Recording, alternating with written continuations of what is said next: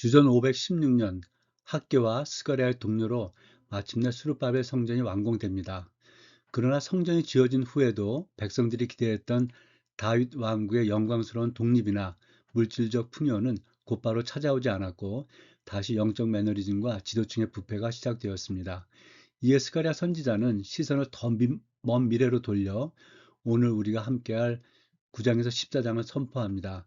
여기서는 눈앞의 돌 성전이 아니라 장차 임할 참된 성전이신 메시아의 도래, 그리고 그분이 통치하실 영원한 하나님 나라의 궁극적 승리를 묵시적으로 보여줍니다.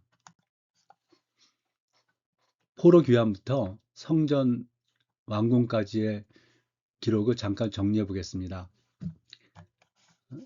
포로 귀환 후에 성전 지대를 놓았으나 주변의 방해로 약 16년간 성전 건축이 중단이 되었습니다. 낙심하고 침체된 백성들에게 하나님께서 학기와 스가랴 선지자를 파송합니다. 이게 다리왕 2년 520년입니다. 두 선지자 학계는 외적이고 행동적인 촉구를 하였는데 너희는 판벽한 집에 거하는 것이 가하냐라며 나태함을 꾸짖고 당장 산에 올라가 나무를 베오라는 실천과 행동을 강조합니다. 반면에 스가랴 선지자는 내적이고 영적 갱신을 촉구하는데요. 외적인 건축에 앞서 본질적인 마음의 회개를 촉구하고 8가지 환상을 통해 하나님이 일하고 계심을 보여주는 영적 위로와 비전을 제시합니다. 영적 대각성 촉구와 성경 재건은 재개. 스가랴서 1장 1절에서 6절 말씀인데 학교서와 공조해서 핵심 메시지는 너희 조상들처럼 고집 피우지 말고 이제 내게로 돌아오라 해서 눈에 보이는 성전을 짓기 전에 마음의 회개부터 시작해야 참된 회복이 있다. 그래서 학계의 외침에 스가랴가 영적 깊이를 더하는 그 모습을 볼 수가 있습니다. 두 번째 이제 학계 스가랴 선지서 1장 7절부터 6장까지 하룻밤에 본 8가지 환상이죠. 그래서 성전은 반드시 완성이 될 것이다 하는 메시지인데요. 그 낙심한 낙오자 같던 이스라엘 향한 하나님의 가슴 뛰는 회복의 비전을 이제 제시를 합니다. 그래서 주요 환상을 보면 화석류 나무 사이에 있는 말들을 통해서 하나님이 온 땅을 살피시며 이스라엘을 여전히 기억하고 계시다는 것. 그 다음에 제사장 여호수아의 옷을 깨끗하게 하셔서 공동체의 영적 정결 회복을 말씀을 하십니다. 그리고 순금 등잔대와 두 감람나무, 그러니까 인간의 힘이 아닌 오직 나의 영으로 하나님의 성령으로 이것을 할 수 있다 하고 말씀을 통해서 수르바벨의 성전 완공을 약속을 하시게 되는 것이죠. 그리고 이제 마침 성전 완공이 이제 에스라서 5장 6장에서 되는데요. 마침내 성전이 완공되고 그 성전 봉헌식을 하고 이스라엘 백성들뿐만이 아니라 주변에 있었던 사람들도 그들이 죄에서 깨끗하게 되면 누구나 참여한 그 유월절 제사를 이제 제대로 드리게 되었습니다. 그 스가랴서 5장 1절에서 2절에 보면 선지자 학기와 스가랴가 예언을 따라 수르바벨과 여호수아가 일어나 성전 건축을 다시 시작했고 하나님의 선지자들이 함께 돕기 시작했다 이렇게 말씀을 하고 있습니다. 그래서 에스라 6장에 보면 대적의 방해를 극복하고 수르바벨 성전이 완공이 되는데 이제 이렇게 하시는 분은 이제 역사를 주관하시는 하나님이시다. 해서 유다 총독 그 다트네의 방해 또 상소가 있었으나 오히려 다리오 왕의 마음을 움직여서 선전 건축 비용을 페르시아 국고에서 지원받는 대반전이 일어났다 말씀을 드렸고요. 그래서 마침내 다리오 왕 제6년, 그러니까 주전 516년 3월달 3일에 성전 건축을 마침내 끝내고 백성들이 즐거이 유월절을 지키며 감격 예배를 드렸다 이렇게 말씀을 하고 있습니다.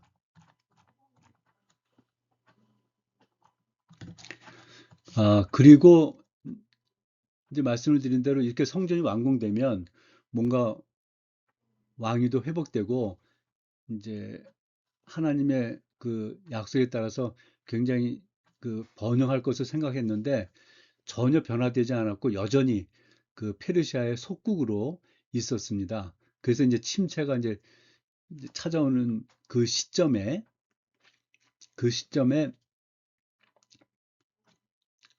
스가랴 7, 8장을 통해서 또 이제 예언의 말씀을 하시죠. 먼저는 이제 성전이 완공되기 때문에 그 사람들이 금식을 그래도 계속 해야 됩니까? 이제 성전 완공되지 않았습니까? 하고 질문을 했을 때 이 선결된 백성의 사회적, 윤리적 정결이 더 중요하다. 너희가 금식한 것이 너희를 위한 것이 나를 위한 것이냐 하면서 하나님께서 책망을 하시죠. 그러시면서 너희는 진실한 재판을 행하며 서로 인애와 긍휼을 베풀라. 이렇게 말씀을 하고 계십니다. 그리고 현재의 그 성전 재건에서 미래 우주적 구원으로 확장하는 말씀을 통해서 이제 9장 14장하고 이제 연결되는 것의 어떤 그 미리 보기 형식이 되겠죠. 그래서 많은 백성과 강대한 나라들이 예루살렘으로 와서 만군의 여호와를 찾고 은혜를 구하리라 이렇게 말씀을 하고 있습니다. 그래서 스가랴서 9장에서 14장을 잠깐 구조를 보면은요. 9장에서 11장까지는 이제 메시아의 초림과 배척, 그리고 12장에서 14장은 메시아의 재림과 최후 승리 이렇게 되는데 이번 강의에서는 여기 9장 11장까지 커버를 하도록 하겠습니다. 그래서 역사적인 배경은 이 성전을 완공하고 이제 스가랴가 젊을 때였었지 않습니까? 이 성전 그 완공에 대한 예언을 하고 환상을 보고 했었던 때가 거기로부터 수십 년이 지난 다음에 이 노년기 때 이제 기록이 다시 시작되었다 이렇게 보게 됩니다. 왜냐하면 이제 이 스가랴서 9장 13절에 헬라가 언급되고 있고요.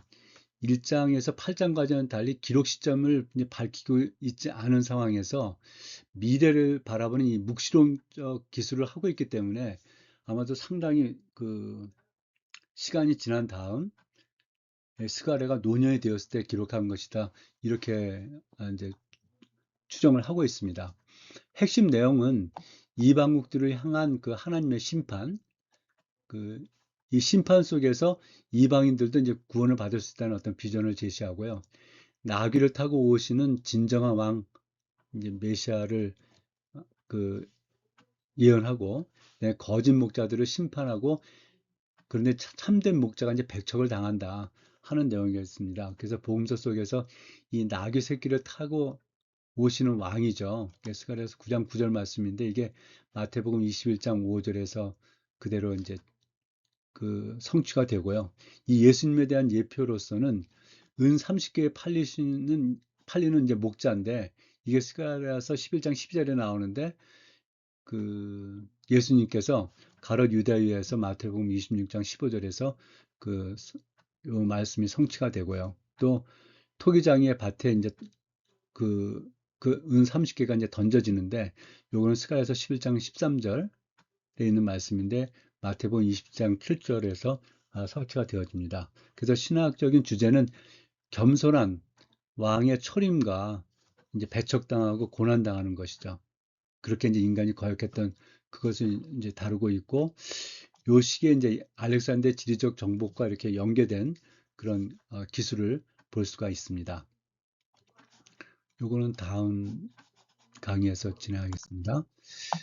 그래서 먼저 9장 1절에서 8절까지 대적의 심판과 성전 보호인데요. 제가 먼저 9장 1절에서 8절을 읽도록 하겠습니다. 여호와의 말씀이 하드락 땅에 내림에 다메섹에 머물리니 사람들과 이스라엘 모든 지파의 눈이 여호와를 우러러 봄이니라. 그 접경한 하마데도 임하겠고 두루와 시돈에도 임하리니 그들이 매우 지혜로움이니라.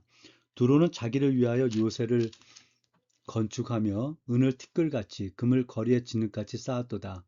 주께서 그를 정복하시며 그의 권세를 바다에 쳐 넣으시리니 그가 불에 삼켜질지라. 아스글론이 보고 무서워하며 가사도 심히 아파할 것이며 에그로는 그 소망이 수치가 되므로 역시 그러하리라. 가사에는 임금이 끊어질 것이며 아스글론에는 주민이 없을 것이며 아스도에는 잡족이 거주하리라. 내가 블레셋 사람의 교만을 끊고 그의 입에서 그의 피를 그의 이 사이에서 그 가증한 것을 제거하리니 그들도 남아서 우리 하나님께로 돌아와서 유다의 한 지도자같이 되겠고 에그로는 여부수 사람같이 되리라. 내가 내 집을 둘러 진을 쳐서 적군을 막아 거기 왕래하지 못하게 할 것이라. 포악한 자가 다시는 그 지경으로 지나가지 못하리니 이는 내가 눈으로 친히 봄이라. 그래서 여기 그 이스라엘 북방 지역이죠. 이 하드락, 하맛, 그 다음에 이 시리아 수도였었죠. 수리아, 다메섹. 두로하고 시도는 이제 피니키아 이 해안 지역이었고, 블레셋은 그 동남쪽에 있었던 해안 도시들, 그 블레셋. 해서 이스라엘 주변 대적들을 향해서 하나님께서 이제 이들이 이제 심판을 받을 것이다. 이렇게 이제 말씀을 하고 있습니다. 그래서 그리고 이제 막강한 부와 요새를 자랑하던 이 해상대국 두로가 철저히 이제 함락되고 이제 불타올 것이다. 이렇게 말씀하고 있고요. 또 블레셋이 가증한 피를 제거하시고 이들이 유다의 한 지도자가 될 것이다. 놀랍지 않습니까? 이방인들이고요. 아, 유다 백성들을 괴롭혔고 대적이 됐었던 이들이 유다의 한 지도자가 될 것이고 여부수 족속, 그러니까 유다 자손처럼 남겨줄 것이다. 이 남은 자가 여기 이제 나오고 있습니다. 이게 아주 놀라운 그 예언인데요. 그래서 이제 이 하나님의 그 언약이 유대를 넘어서 이방인께로 나아가는 그 모습들을 지금 보여주고 있고요. 그 대적들의 정복 소용돌이 속에서 하나님이 자기 성전을 친히 둘러진치고 보호하신다. 하나님께서는 그 택한 백성들을 보호하신다 하는 말씀이 되겠습니다. 그래서 요 지금 상황들이 알렉산더가 그 500, 한 30년경이죠. 그 페르시아하고 이제 전복 정쟁을 하면서 이 동방 원정을 하게 될 때, 요렇게 와서 요 남쪽으로 이렇게 내려오죠. 그러니까 예루살렘, 여기 이제 두로 시돈이 있었는데, 여기에서 차례로 여기에 있었던 나라들을 갖다 이제 그 정복하는 그 과정하고 아주 유사하게 이렇게 좀 보여주고 있습니다. 그래서 이 심판 경로가 알렉산더 대왕의 동방 원정 경로와 아주 일치한다 하는 것. 그래서 세상의 강력한 제국과 군사력조차 하나님의 주권과 통제 아래 있음을 이제 증명하고 있다 볼 수가 있겠고요. 세상 권세는 뭐 유한하지만 역사를 주관하시는 움직이시는 하나님 품 안에 있는 교회는 영원하다 이렇게 말씀을 하고 있습니다.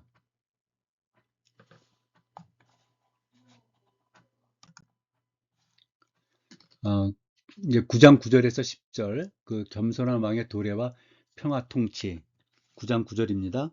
시온에 따라 크게 기뻐할지어다 예루살렘에 따라 즐거이 부를지어다 보라 네 왕이 내게 임하시나니 그는 공의로우시며 구원을 베푸시며 겸손하여서 나귀를 타시나니 나귀의 작은 것 곧 나귀 새끼니라. 내가 에브라임의 병거와 예루살렘의 말을 끊겠고 전쟁하는 활도 끊으리니 그가 이방 사람에게 화평을 전할 것이요 그의 통치는 바다에서 바다까지 이르고 유브라데 강에서 땅 끝까지 이르리라. 그 시온의 딸들을 향해서 공의와 구원을 베푸실 참대 왕이 도래할 것이다. 그러니 기뻐하라고 선포를 하고 있습니다. 세상 군환들과 대조되는 이 메시아, 이제 오실 메시아의 독특한 상징을 이제 이 어린 나귀를 타신 겸손한 모습인데요. 이 9장 9절을 보면 보라 네 왕이 내게 임하시나니 그는 공의로우시며 구원을 베푸시며 겸손하여서 나귀를 타시나니 나귀의 작은 것 곧 나귀 새끼니라 말씀하고 있는데 이 말씀 잠깐 좀 살펴보겠습니다. 여기서 공의로우시다는 것은 그 선지서에 많이 나오고 있는데 예레미야 23장 5절 6절에서 보면 여호와의 말씀이니라 보라 때가 이르리니 내가 다윗에게 한 의로운 가지를 일으킬 것이라 그가 왕이 되어 지혜롭게 다스리며 세상에서 정의와 공의를 행할 것이며 그의 날에 유다는 구원을 받겠고 이스라엘은 평온히 살 것이며 그의 이름은 여호와 우리의 공의라 일컬음을 받으리라 말씀을 하고 있습니다. 그 이사야서 9장 6절에서 7절에도 이는 한 아기가 우리에게 낳고 한 아들을 우리에게 주신 바 되었는데 그의 어깨에는 정사를 메었고 그의 이름은 기묘자라 모사라 전능하신 하나님이라 영존하시는 아버지라 평강의 왕이라 할 것임이라. 그 정사와 평강이 더함이 무궁하며 또 다윗의 왕자와 그의 나라에 군림하여 그 나라를 굳게 세우고 지금 이후로 영원히 정의와 공의로 그것을 보존하실 것이라. 만군의 여호와의 열심히 이를 이루시리라 이렇게 말씀을 하고 있습니다. 그래서 이 공의롭다는 것은 하나님께서 그 결국 이제 오실 메시아 예수님이라고 한다면 이 예수님에게 공의를 부어 주시는 거죠. 그래서 오실 메시아는 이제 공의롭다 이제 그런 말씀인 거고요. 요 구원을 베푸시면은 원문을 볼 때는 구원을 받으시면입니다, 사실은. 그러니까 지금 이 9장 9절에서 이제 하고자 하는 말씀 뭐냐면은 이 메시아가 하나님으로부터 모든 것을 받아서 그 백성들에게 하나님 나라에 베푼다 이렇게 이해를 할 수가 있겠습니다. 그래서 먼저 이제 하나님으로부터 구원을 받으시며 예수님께서 이제 십자가에서 돌아가시지 않았습니까? 그 상태에서 이제 하나님께 구원을 받아서 부활하셔서 그것을 통해서 이 복음을 하나님 나라를 세상에 전파하게 되는 거잖아요. 그래서 먼저 구원을 받으시고 구원을 베푸신다 이렇게 볼 수가 있겠습니다. 그 다음에 이제 겸손하여서는 그 당시에 이 지도자는 군림하지 않았습니까? 말을 탔었죠. 근데 겸손하다는 것은 그 당시에 낮고 그 좀 천한 그 백성들과 함께 한다.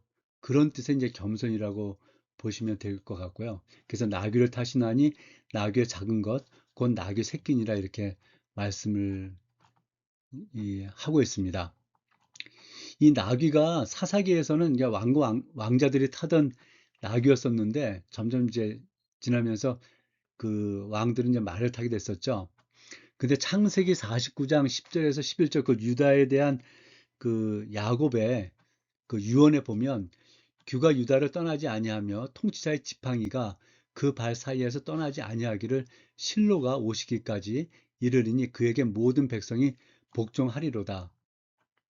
그의 나귀를 포도나무에 매며 그의 잎사귀 새끼를 아름다운 포도나무에 맬 것이며 또 그것을 포도주에 빨며 그의 복장을 포도즙에 빨리로다.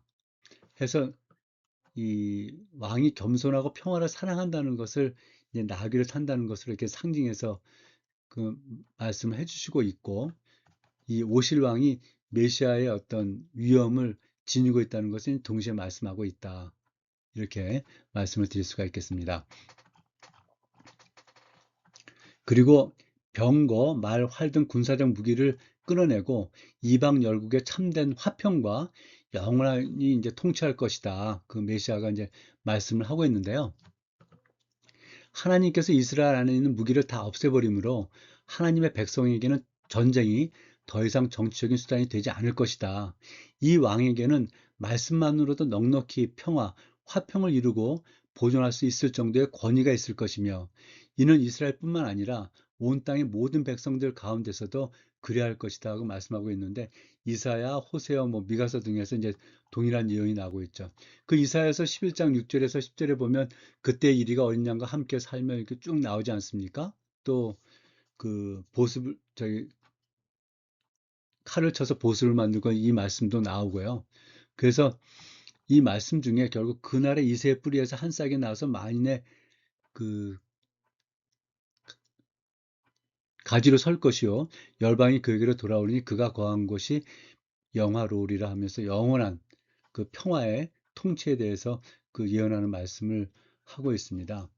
그래서 전쟁을 상징하는 군마 대신에 화평과 겸손을 뜻하는 어린 나귀를 타고 임하신다 하는 말씀이고요. 이 무력이나 폭력이 아닌 공의, 구원, 평강으로 다스리는 그 영적인 왕국을 이제 이루어 가시겠다. 그래서 신약 시대 예수 그리스도께서 예루살렘에 입성하실 때 이제 나귀를 타고 오셨던 것을 통해서 이제 완전히 성취되는 그 모습을 볼 수가 있습니다. 9장 11절에서 17절인데요. 언약의 피와 이제 궁극적인 구원입니다. 9장 11절입니다. 또 너로 말할진대 네 언약의 피로 말미암아 내가 네 갇힌 자들을 물 없는 구덩이에서 놓았나니 갇혀 있으나 소망을 품은 자들아 너희는 요새로 돌아올지니라. 내가 오늘도 이르노라. 내가 네게 갑절이나 갚을 것이라. 내가 유다를 당긴 활로 삼고 에브라임을 끼운 화살로 삼았으니 시온아 내가 네 자식들을 일으켜 헬라 자식들을 치게 하며 너를 용사의 칼과 같게 하리라. 여호와께서 그들 위에 나타나사 그들의 화살을 번개같이 쏘아내실 것이며 주 여호와께서 나팔을 불게 하시며 남방 회오리 바람을 타고 가실 것이라. 만군의 여호와께서 그들을 호위하시리니 그들이 원수를 삼키며 물맷돌을 밟을 것이며 그들이 피를 마시고 즐거이 부르기를 술 취한 것 같이 할 것인즉 피가 가득한 동이와도 같고 피 묻은 제단 모퉁이와도 같을 것이라. 이 날에 그들의 하나님 여호와께서 그들을 자기 백성의 양떼같이 구원하시리니 그들이 왕관의 보석같이 여호와의 땅에 빛나리로다. 그의 형통함과 그의 아름다움이 어찌 그리 큰지 곡식은 청년을 새 포도주는 처녀를 강건하게 하리라. 그래서 이 조상들과 맺은 언약의 피를 기억하셔서 갇힌 백성들을 이제 물 없는 구덩이와 같이 이렇게 지금 피폐한 가운데에서 건져내시겠다.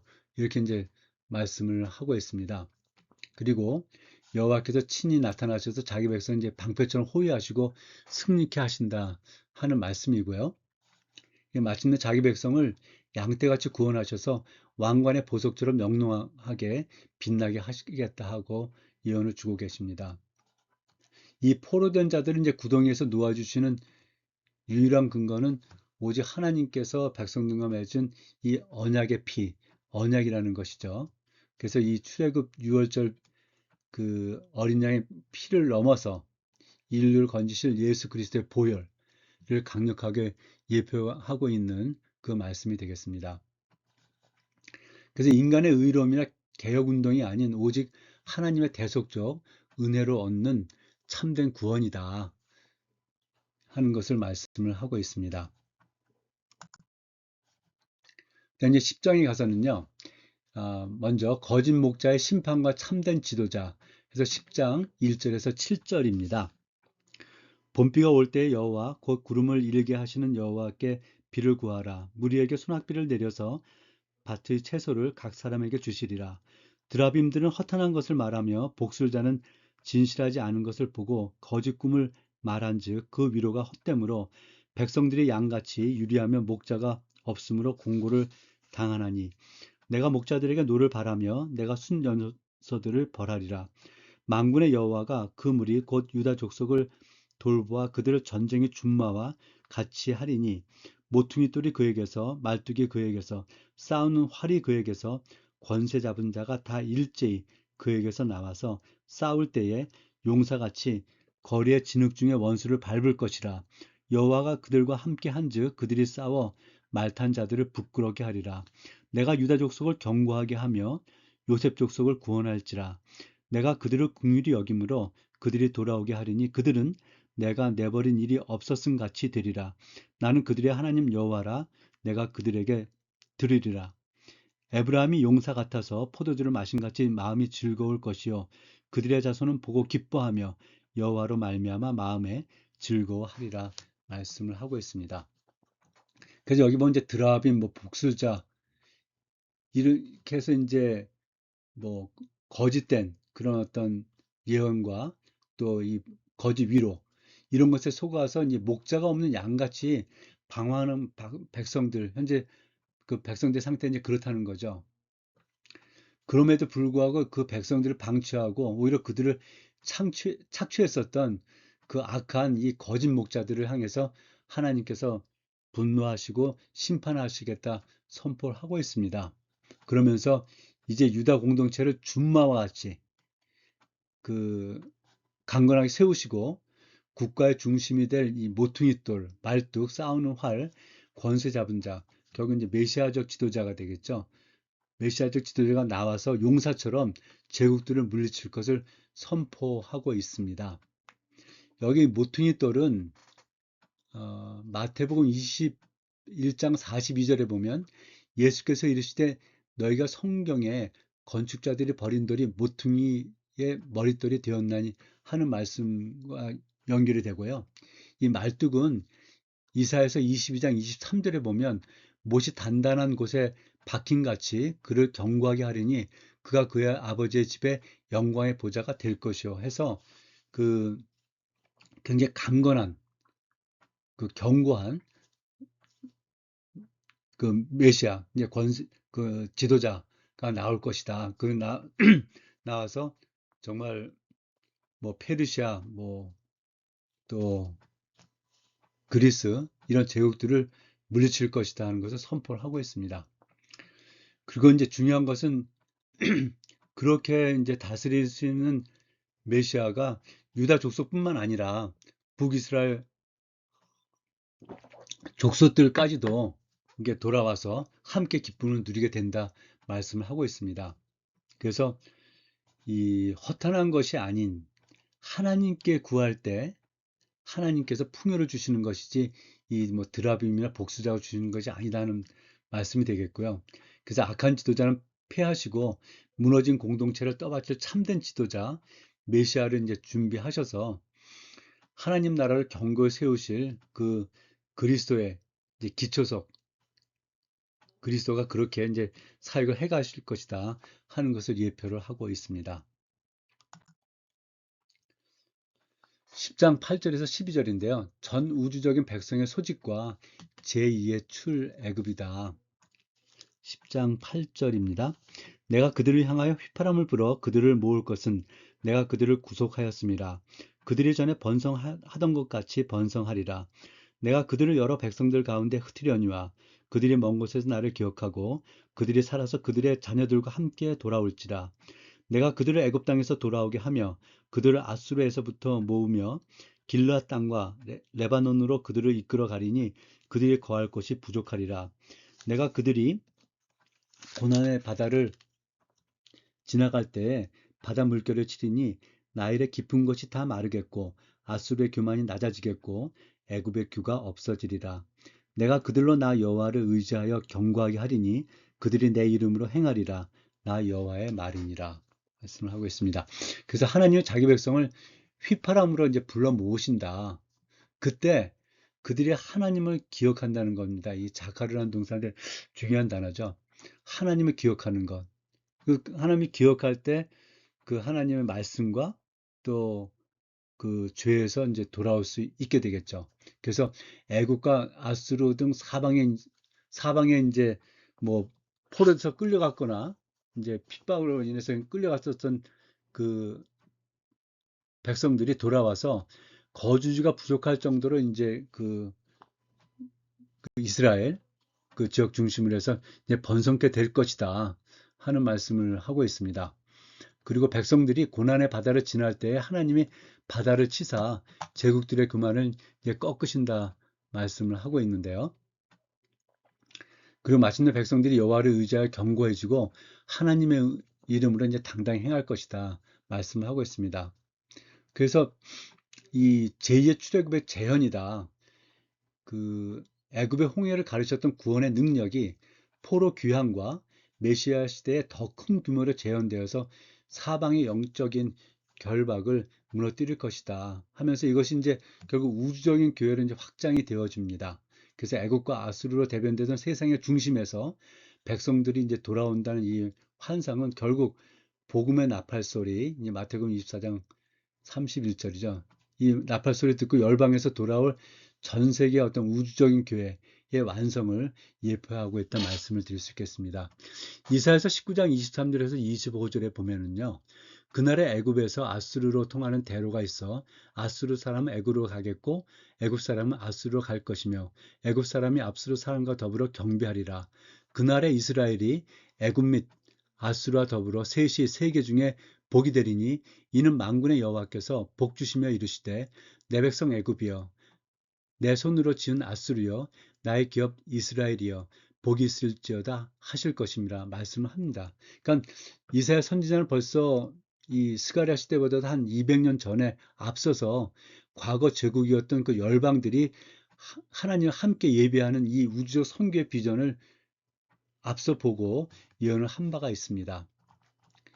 그리고 이제 신약에 와서는 이 사도행전 2장 9절에서 11절에 우리는 바데인과 메데인과 엘람인과 또 메소포타미아, 유대와 갑바도기아, 본도와 아시아, 부르기아와 밤빌리아, 애국가 및 구레네에 가까운 리비아, 여러 지방에 사는 사람들과 로마로부터 온 나그네, 곧 유대인과 유대교에 들어온 사람들과 그레데인과 아라비아인들이라. 우리가 다 우리의 각 언어로 하나님의 큰 일을 말함을 듣는도다 말씀하지 않습니까? 이렇게 사방에서 사람들이 모여서 하나님께 이제 경배한다. 그래서 내가 그들을 향하여 휘파람을 불어 모을 것이라는 이 예언이 복음의 언어를 통해서 애국과 아수르 등 전 세계 흩어진 자들에게 실제로 이제 울려 퍼진 사건이 사도행전 2장 9절의 말씀이다. 이렇게 말씀을 드릴 수가 있겠습니다. 이 마태복음 24장 31절에 그가 큰 나팔 소리와 함께 천사들을 보내리니 그들이 그의 택하신 자들을 하늘 이 끝에서 저 끝까지 사방에서 모으리라 말씀을 하고 있고요. 그다음 요한계시록 그 7장 9절에 보면 이 일 후에 내가 보니 각 나라와 족속과 백성과 방언에서 아무도 능히 셀 수 없는 큰 무리가 나와 흰옷을 입고 손에 종려가지를 들고 보좌과 어린 양 앞에 서서 말씀을 하고 있습니다. 결국 이사야의 예언과 이 스가랴의 예언이 이 신약에 와서 예수님을 통해서 그 계시록까지 이렇게 연결되어지는 그 모습을 볼 수가 있습니다. 이 11장으로 넘어가겠습니다. 레바논의 파멸과 두 막대기의 부러짐입니다. 11장 1절입니다. 레바논아 내 문을 열고 불이 내 백향목을 사르게 하라. 너 잣나무여 곡할지어다. 백향목이 넘어졌고 아름다운 나무들이 쓰러졌음이로다. 바산의 상수리 나무들아 곡할지어다. 무성한 숲이 엎드려졌도다. 목자들의 곡하는 소리가 나며 그들의 영화로운 것이 쓰러졌음이로다. 어린 사자의 부르짖는 소리가 나며 이는 요단의 자랑이 쓰러졌음이로다. 여호와 나의 하나님이 이르시되 너는 잡혀 죽을 양떼를 먹이라.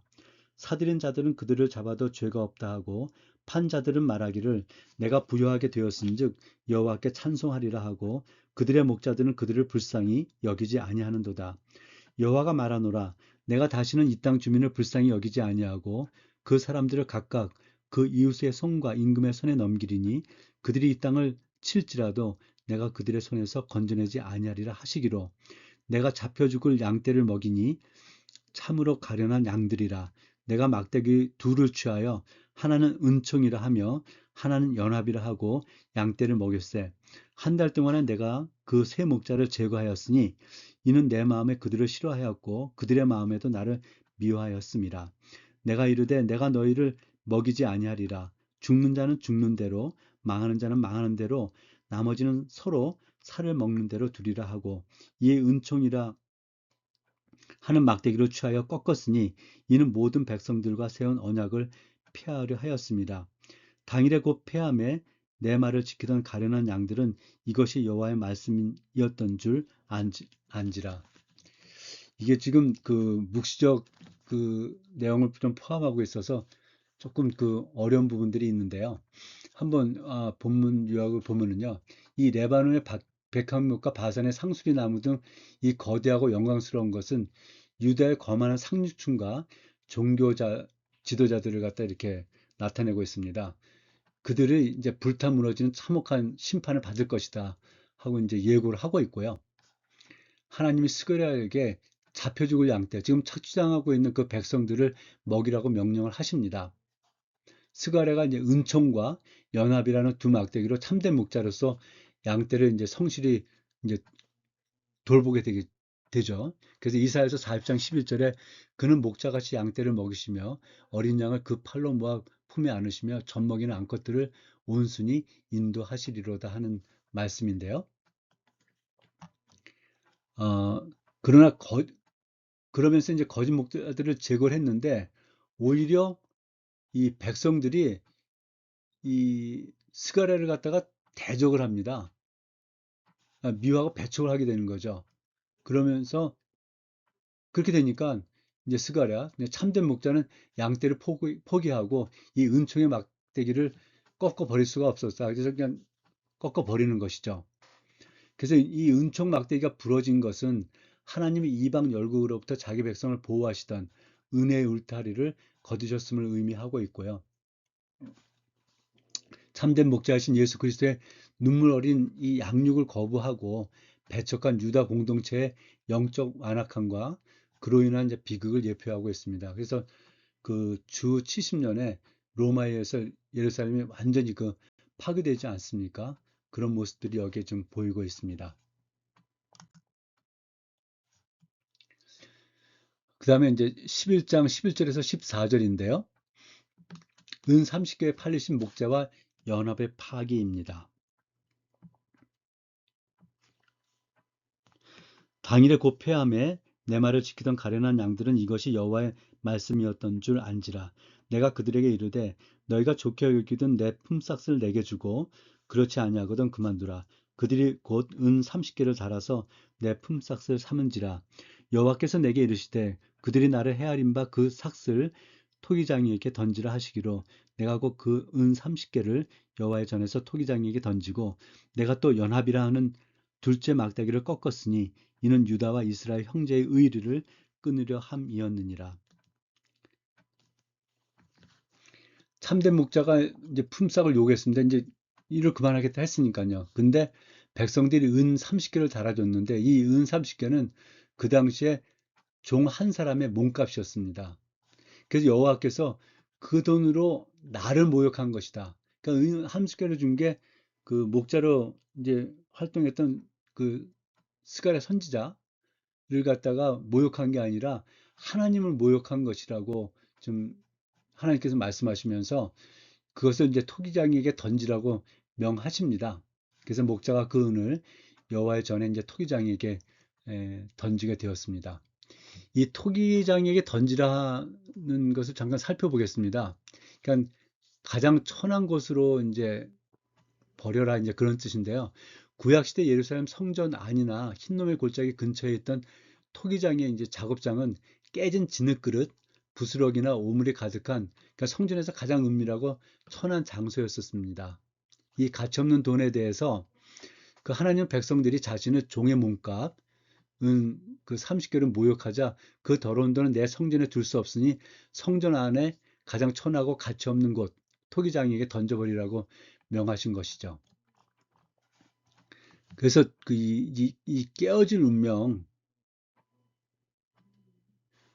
여기 곧이어 두 번째 막대기 연합을 꺾어서 유다와 이스라엘 결속을 이제 깨뜨리시겠다 말씀하시지 않았습니까? 그래서 예레미야서 이제 이 18장 19장에 보면 이 토기장이 옮기는 심판으로 산상조각 날 유다를 상징한다. 그래서 즉 토기장에게 그 돈을 던진 것은 이스라엘이 곧 깨진 그 항아리처럼 이제 파멸될 것이다. 이렇게 말씀을 하고 있습니다. 어, 이 토기장이는 이제 신학시대 때 마태복음 20장 27장에서 가룟 유다가 예수님을 배반한 사건을 통해서 그대로 이제 성취가 되지 않습니까? 은 30개에 예수님께서 이제 판리가 되시는 것이고, 그것을 그 전대에 둘 수 없다 그래서 이 토기장의 밭을 사갖고 그것을 이제 피밭이라고 이제 이렇게 일컫게 되는 것으로 이제 성취가 되는 모습을 볼 수가 있습니다.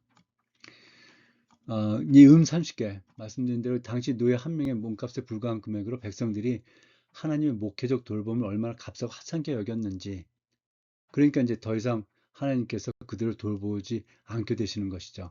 그것이 이제 마태복음 26장에서 그대로 성취가 되었다 하는 말씀입니다.